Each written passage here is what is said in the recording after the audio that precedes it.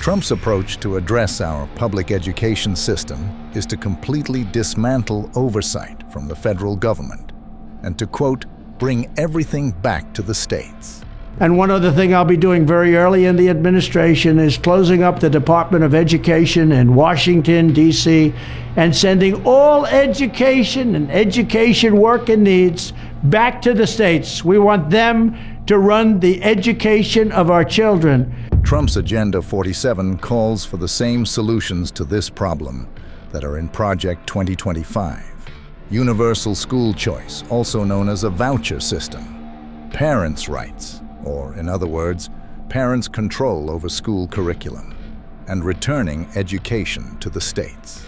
On day one, we will begin to find and remove the radical zealots and Marxists who have infiltrated the Federal Department of Education.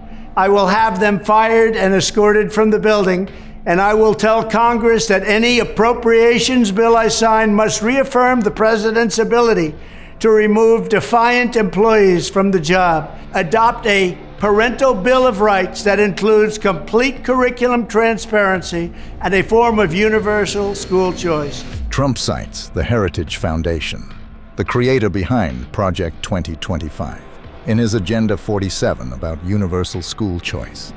Many sources have weighed in on the effect Trump and Project 2025 would have on the education system, especially those with special needs. Again, it's all part of a coordinated plan to dismantle and privatize. So we need help from the federal government to say, no states, you cannot do that. We need help, we need oversight, we need to make sure that the people that are in charge, state to federal, actually support our public education system and have not been elected to destroy from within. If we want to know what Trump's position is on Americans with special needs, we don't need to look any further than what he said to his own nephew. Donald has never met William, ever. In fact, no one in the Trump family other than two of my cousins have met William. So when he said what he did to me, when a fund that had been set up for William's health, for his therapeutic needs, when the fund was running low, I called Donald and I mentioned that. And he said, your son doesn't recognize you. Let him die and move to Florida. Now, I don't know how you can explain that away, the cruelty of that comment. But as you'll read in All in the Family, he had said something very similar in our last Oval Office meeting with a group of advocates. He had called me back into the office when everyone dispersed and said, those people, all those expenses, they should just die. How powerful the force of the people is in this whole discussion. We need to stand up for what we believe is right and true and beneficial. We need to recognize that in some cases, help from the government is not a bad thing, it's a good thing. It makes life better for so many people. Government isn't there to destroy us. Government is there to help us, and the laws are there to help us and to protect us. And our children deserve the very best we can give them by eliminating a system that addresses the needs of all students. We are doing ourselves a great amount of harm. But my message to parents who have children who might need support services in the future and don't have the assets to purchase those themselves, my advice to them would be to get out and vote. Absolutely, because if public education goes away, they won't get educated. Don't get there. We cannot get there. We must advocate now for our education system. As I look at the opportunities that my parents had, they had a education up to 12th grade, and then they were, hard workers. I'm from a family of 6, they really did amazing things with that high school education. They didn't go on to college. However, 3 of their 6 children did go on to college and are afforded other opportunities and provide the family actually with other opportunities because of that. And if it hadn't... Actually, we had no services until she was, 72. We had no services until she was approximately 8 to 9 years old. At that time, Public Law 94-142 was approved, providing educational services to all students. And there was a small segregated school in northern Kentucky where I lived that accepted handicapped and disabled people, as they said then. And she was eligible for that program. He offers a solution that sounds like an opportunity, or that parents will have a quote choice. And bring your educational process locally. Fight to provide school choice. School choice. We're going to have local education. It's going to be much better, much less expensive. Is going to be the issue of school choice. Yet for too long, countless American children have been trapped in failing government schools. To rescue these students, 18 states have created school choice in the form of opportunity scholarships. Yes, students who receive vouchers, and before in Arizona, vouchers were for students that were special education and many other qualifying conditions, but now anybody can get a voucher. So that has made the special education students less of a priority. They have fallen to the bottom of the system because now they have to compete with the rest of the kids that have vouchers. So when a student with special education needs gets to a private school, the private school can say no thank you. I have heard many stories, one in particular that comes to mind, of a woman who I still keep in contact with, who for years had $30,000 on her ESA voucher debit card, and she went to 15, 20 schools with her son, who had autism, who had severe multiple disabilities, was very hard to educate, and she went to 25 schools and she got 25 no's. No thank you. That's not going to be a good fit. It's not you, it's us. It's not just we don't have the services for you. So she ended up having to keep her son home, but she was not trying to homeschool this child. She did not have the resources to homeschool this child.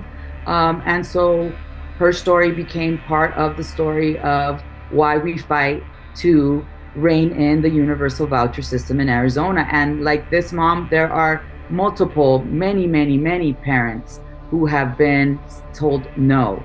Not only because you have multiple and severe disabilities, but maybe it's because you have 2 dads, or you're have 2 moms, or your hair is purple, or your fingernails are blue, or you have long hair and you're a boy and it's just not going to work out. So they don't have to tell you why they're not taking you in their school. They just have to say no thank you. So just because you have an ESA voucher with $7,500 and up doesn't mean that you're going to be accepted at these pricey private schools that are $25,000, $30,000 a year. Yeah, they might accept 1 special education student or 2, the right one, so that they can claim diversity, but the majority of students that receive special education are in public schools because that is where they are getting the services that they need. Well, I don't think we have to look any farther than what's happening in the current state of abortion in this country. Every state is going to bring to bear their own morality or lack of morality on all issues, including education. There's no doubt in my mind that certain states, which have been referred to as red states, are going to devalue the human experience of children with differences. That is almost unquestionably going to happen when you look at how those particular states are devaluing women. It's not a leap to see that they would devalue students who are different. And we need to keep in mind, too, that the funding, which has supported red states forever, has been highly disproportionate in terms of the federal budget. And, the blue states many years ago were known to give sometimes 90% of the monies to red states and get maybe 5 to 10% back from the federal government. I mean, the blue states are funding the red states basically, so it's hard to imagine that red states are going to continue funding education on their own, and I really despair for what would happen to kids with special needs in red states. I think blue states will continue to try to maintain funding sources for children with special needs, but it wouldn't happen with federal support as it does now. When my child was very little and no one would listen to me and no one would believe me, and everyone said that essentially that I was just doing something wrong. That was incredibly isolating. And it opened me up to, isolation socially, postpartum depression, postpartum anxiety. My mental health was not in a good state. And with a little baby that had needs the way that she did, I wasn't able to go back to work for a very long time because I knew that she would get kicked out of a daycare. I knew that she couldn't be put down. She cried a lot. She had very, very high needs and she wouldn't take a nap. It was very, very difficult. And I couldn't put myself in a situation where I didn't have backup care and where I couldn't find someone that I trusted to take care of her. And that is a picture of what a lack of public education looks like, because in our country, we don't have public care options guaranteed until a child is 5. And so if you want to know what this education system is going to look like without access to public schools, especially for families like mine, it's going to look like a lot of mothers, particularly. I'm certain that there would be fathers as well, but specifically, it would likely take a lot of mothers out of the workforce. I'm a high earner, and I'm back to work now. I have a master's degree, and I'm a very high earner. I pay a lot of taxes. Yeah, I pay a lot of taxes, and I'm fine with that. I'm happy to do it. I also spend a lot of money on stuff that we like to have. And I put a lot of money into the economy. And for me to not be able to give back to our economy with the training that I have, the very specialized training that I have, because my child can't go to school, is absurd. That is an absurd idea. There is this whole thought of nobody wants to work. Well, guess what? Without public school, a lot of people can't work. They can't. So if you want people to be able to, get off their rear end and get a job, you have to make sure that they can do that. And if you're going to make it to where people have to have the babies that they have to have, then you have to make sure that they can afford to do that.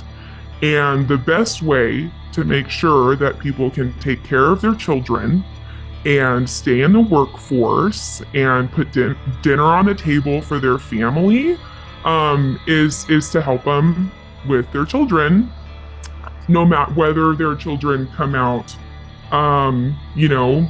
typical or atypical or with special needs, or just however they come out. Every child is a gift, and some of them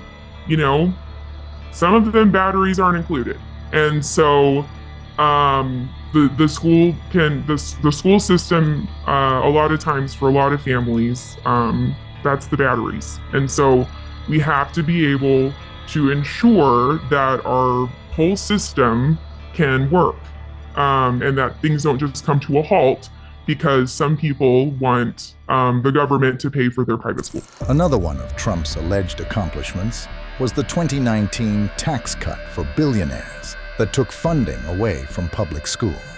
That it is a little hard to stomach a lecture from this administration on the danger of deficits. In February of this year, we had a $234 billion deficit, which is a record for this country. Never before have we had that big a deficit in any one month. And that is the result of a tax cut that was passed, 80% of the benefit going to the richest 1% of Americans, which now commands us to cut money from schools. And that's the choice we're being asked to make. We need to tighten our belts when it comes to funding for kids, because we have chosen to give a massive tax cut mainly to folks in this country who don't really need it. And so I just think it's important to lay the foundation for why we're being asked to pass along these big cuts to our kids. It's to finance a tax cut that, by and large, when it's fully implemented, will not help those kids in those lower performing or middle class schools. He even tried to leverage the pandemic to enforce his school choice program with an executive order. There are many others in his orbit that have echoed his same sentiment. So look, we have a crisis of achievement. Let's shut down the head of the snake, the Department of Education. Take that $80 billion, put it in the hands of parents across this country. Even Virginia Fox, the chair of the House Education Committee, is parroting Trump's rhetoric. If the Lord put me in charge of the world, I would abolish the Department of Education. And you're also then, when you pull the ARB out of the public school programs, you're weakening their ability to provide special needs kids with adequate programming. So it in a general sort of way, it is sabotaging public education right from the start. Without oversight from the federal government in our public education system, I don't really have to stretch too far to see what would happen. In Arizona, we have that happening right now. I mean, we have oversight, but a lot of it is being left to the state. And so in Arizona, we have a situation where the superintendent of public instruction, who is tasked with making sure our public schools are healthy, is been elected to actually attack and take money away from our schools, divest from our schools, make sure that as much money that he can is going. So he, props up private schools, tells people to get out of public education. He's the superintendent of public instruction, tasked with protecting our public schools, and we are hoping that the federal government could do something about it, but this is a state issue. So we know that the end goal for these groups is to privatize our schools. Currently, Arizona has lost out in hundreds of millions of dollars in federal funds that the Arizona Department of Education did not adequately tell schools what they needed to do. So schools that had grants coming to them, federal grants coming to them, have lost mid-year, 3/4 of the year, have lost millions and millions of dollars. Now, depending on the family's income, they would be able to supplement the voucher to whatever degree they were able to get into a top quality school. And families who could not supplement the voucher would have to go where the voucher would take them. And I'm assuming that it's possible there would be people that maybe the voucher wouldn't get them anything. But the voucher is definitely not the answer to any problem in education. It would just be it's not even a Band-Aid. It's a placebo at best. I feel very strongly that if I had not had the services I had at that age for Amy, she would not be doing as well as she is doing. She is very obviously delayed in all manners of development. Physically, she is fine outside of some problems such missing a kidney, but she's speaking now, and she spoke not at all at that age. She's responding, she's learning to some degree, she's able to a far greater extent to be able to care for herself sufficiently, although she will always need one-on-one assistance with the skills of everyday living. But I told her, you are loved, you are worth it, you are worthy of an education. You just need to let us help you. Academically, they were happy to let her flounder because she was on an IEP. They told me, oh, we can't fail kids that are on an IEP. She's just fine. Right. If students with disabilities, with whatever disability, are not mainstreamed into our classrooms, robbing the other students of the experiences that they need to live in our society.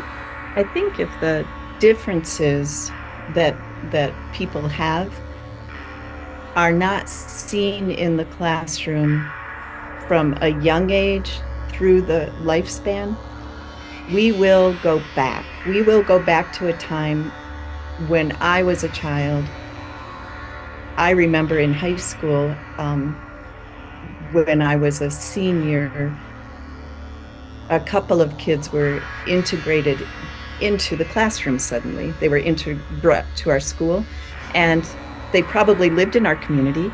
That's why they were there, but I didn't know about them. We didn't know about them. And when they came to our school, they didn't have friends. They just seemed so different that it was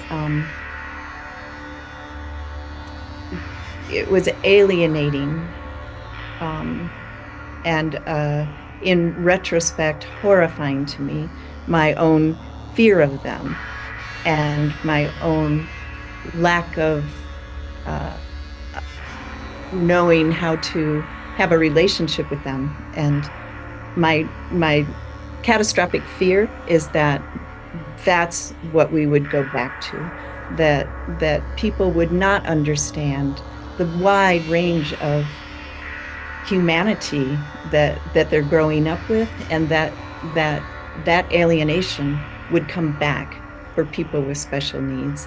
And it also saddens me for the children who won't have the opportunity to know the beauty of relationships with people who are, in quotes, different. When he was last in office, he appointed Betsy DeVos as Secretary of Education. Betsy DeVos is a huge threat to the public education. I'm a public educator, so I believe that every student deserves an opportunity to learn, and she's a threat to that. You are the backstop for students in their right to access a quality education. Would you, in this case, say, we are going to overrule and you cannot discriminate, whether it be on sexual orientation, race, special needs, in our voucher programs? Will that be a guarantee from you for our students? For states who have programs that allow for parents to make choices, they set up the rules around that. So that's a no. The Trump administration even removed special education protections due to them being, quote, unnecessary. Universal vouchers were designed to resegregate our schools, and that will be a devastation to our societies and our communities. It's inconceivable to imagine public education privatized. It's just inconceivable. It would no longer be public education. It would be many private schools for pay for the elite, and the country would be left behind, basically. Most of the people in the country would be left behind. We should be providing services for everybody. So public dollars belong in public schools. The schools that are taking private schools that are taking public dollars do not have to play by the same rules, and they don't service students. Many of them will just not take students with disabilities. And so once again, we need to make sure that if you are taking public dollars, you are abiding by the same rules, and that's just not what's happening in Arizona. So society has a great responsibility to educate all children. Our country was founded on education and the education for all. In many of our constitutions, we see that fair and equitable and quality education is supposed to be provided to every student, no matter where they live, no matter what color, what they believe. But that's not happening. So our society has a great responsibility to educate every student, not just my student, not just my kid, but we have to understand that education is the cornerstone of healthy democracy. Everyone must be having a quality education so that our democracy, our society can continue to progress. People need to know that obviously more educated people, educated society is a safer place to live, is more able to meet the requirements of the future workforce. And I want to live as I grow old in a place where everybody's educated. Whoever's going to take care of me in my older days will be educated. And I fight not only for my children, but for every child in Arizona, because I know that for me, a quality public education is what gave me the leg up to get to where I am today. So I want our future children to have the same opportunities. And unfortunately, that's not happening in Arizona. So people need to know. And many parts of the nation, it's not happening. So we need to know that that's what will make our society healthier. And it is a reflection of our society if what we value and what we invest in. And so public education must be at the top of our investments. We need to value all children, support all children with the myriad of different learning styles so that each one of them can develop their gifts, move our society forward. After all, we are a culture in this country which has produced more Nobel laureates, Nobel Peace Prizes, Nobels of all sorts. We're the greatest culture on the planet, and due to our public education system, which supports all children. So we all use the public school system and we all rely on each other. So I think I think that it would be absolutely crushing to our society as a whole if we did not have a public education system.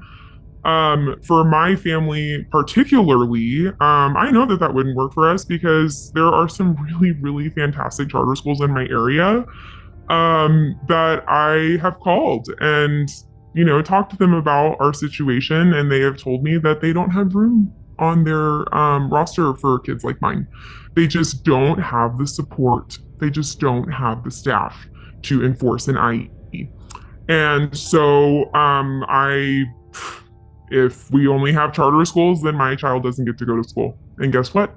She's brilliant. So you're going to lose a really, really fantastic opportunity to bring her brilliance to the world if that happens. It depends on what we define as society.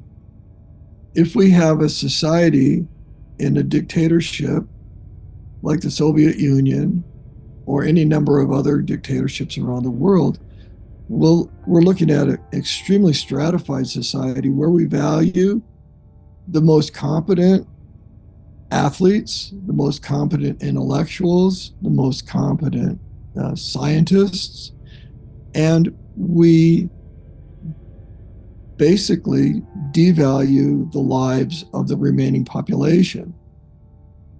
In our culture, which is a culture we hope will be a democracy forward, we need to value what each one of us can contribute.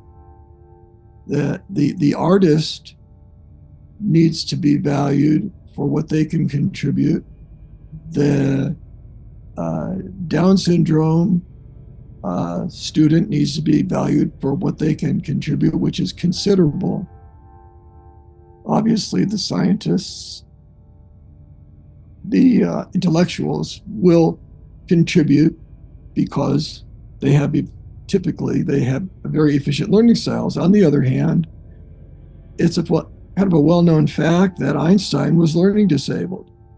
Now, given the culture at the time, had he somehow not been able to develop his gifts, we may have lost one of the greatest thinkers of our entire era. And many voters, even at this point, still don't have any idea that a huge chunk of their money is going to pay for private school tuition with zero accountability and zero transparency. So it's a crime. For single parents whose children are not able to gain access to a school, I see us going back to the times of Oliver Twist, where those kids have to be put somewhere during the day to work, perhaps to help earn the family income, somewhere to be. If there's no other family member to monitor them, to secure their safety during the day while their parent is working, it would be a very bleak future. I mean, we've already seen the erosion of child labor laws in this country, where little kids are being allowed to clean up slaughterhouses in the middle of the night.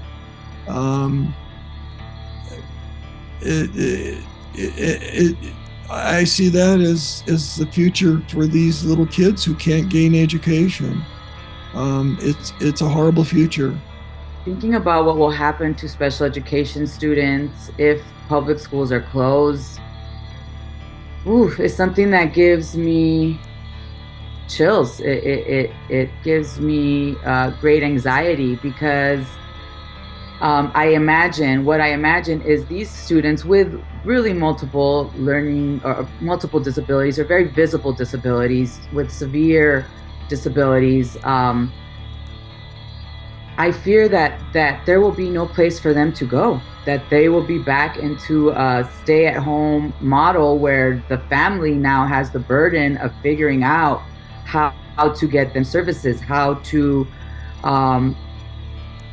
how to provide for them, and how to make sure that these kids and students are taken care of for the rest of their lives. Well, there's no question what happens is that the quality of education, the bottom falls out of education, because the wealthy folks will purchase quality education from quality small, private schools, and the folks who can't purchase education won't get it. This morning she had a tough time with drop-off because we had a 3-day weekend and she was having a hard adjustment back to school. And before I could even reach out, the teacher emailed me to tell me that she had used some of her coping strategies and was back on track, super calm, having a fantastic day. The communication is just incredible. And because of this difference, she's learning. She is coming home, sounding out words and telling me math facts, and is, I have to say, it's time to go to bed. No, I want to do another homework page. And it's just astounding because this is a kid that she was in burnout all summer long because of the experience that she had last year. And she was telling me, Mommy, I'm not a kid who goes to school. I'm not a school kid. I'm not a school kid. I can't go to school. Nope, you can't send me to school again. And I said, you know what? The feeling that you have just says that you're not a that school kid. I believe that every parent comes to the school system hoping that someone there will be able to address their child's issues, whether it be physical, mental, educational, vision, hearing. There are so many different things that can impact a child's education. And I think to have someone who will listen to you and discuss with you their child's abilities and disabilities, their sense of belonging in a community that is the small school community, and address the needs of the parent to be able to express their concerns and their fears and their hopes and their dreams. It's so infuriating when our schools are being attacked by these hate groups like Mom for Liberty or these kind of things saying, oh, public schools are terrible, take your children out. Absolutely not. There are amazing things going on in public school across Arizona and across the nation that we just don't have the time to talk about because we're busy working. Trump is escalating his rhetoric on public education. Education is the civil rights issue of our time. The parents will be involved. That's the other thing. We're going to let the parents, because some of these school boards have become tyrannical. They've been horrible. A special education teacher who has had great experience with so many disabilities, so many abilities, and so many situations can be such an assistance to parents as they wind their way through this world. That is a world they did not expect to be in, and one which takes an extra strength. The picture is very beautiful, but at times it can be very difficult. I think that every single child deserves to learn about the world that we live in, to know how to read, because reading is the key. In my opinion, reading is the best thing that you can teach a kid. I believe that having inclusive education for students of all abilities and all ages I believe that every day that you see growth is an extraordinary achievement, not just for children with special needs, but for every child. My message to other parents, you know what? A lot of parents are afraid to have their child evaluated.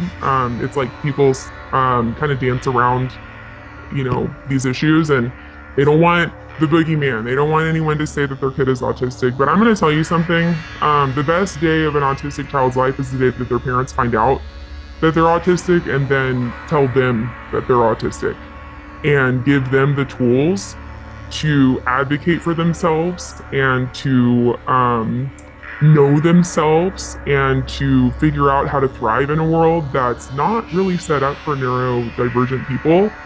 All kids learned how to appreciate each other. My understanding of our